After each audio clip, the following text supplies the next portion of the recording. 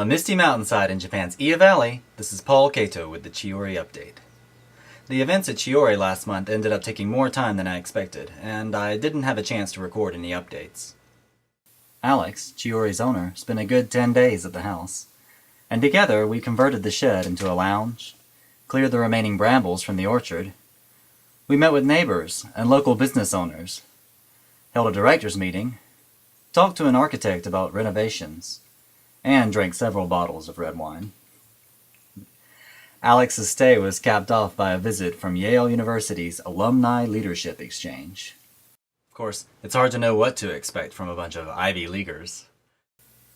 But those Yaleys were great sports, and a lot of fun.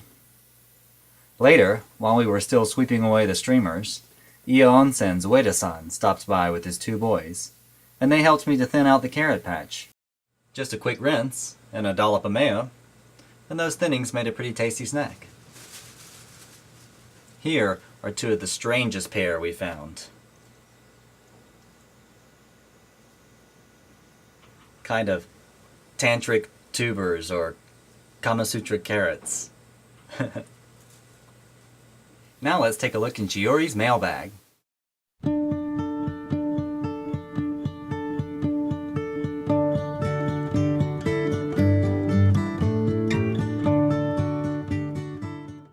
Thumbing through the comment box, I see that Frankie and Ming have both expressed concern that our new shower might mean fewer trips to the onsen. Perhaps. But now we can use the onsen baths more for relaxation, instead of slogging there for a rinse, ripe and dirty from the field.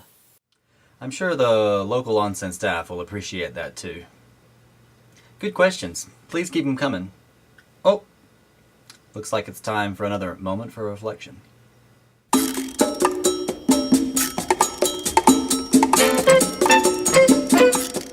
You know, the longer you work at Chiiori, the more you avoid using the word traditional. It just loses its luster somehow. While we were preparing lunch for Yale, Alex said, "No fish head stew. We need bread and cheese." And on Toru's blog, you'll see more chainsaws than soba stones. But I don't think we're getting jaded. I think we just want to find out what's fun, what's cool enough to work in a new tradition. I mean, you can make straw sandals all day long, but if no one's going to wear them, then you have to ask, what else can you get out of making them? Of course, there are some who say that without tradition, our lives would be as shaky as a fiddler on the roof. And that was true in Anativka. But now that we no longer rely on it so much to define our role in the world, does tradition run the risk of becoming just another gimmick? Well, why don't you let me know what you think? Well, that's it for this week. I'm headed off to Kyoto for Gion Matsuri next week, but I'll try and post one as soon as I get back. Oh, that reminds me, I've got to air out my djembe. Oh, before I go, I'd like to thank Yale University for the chocolates.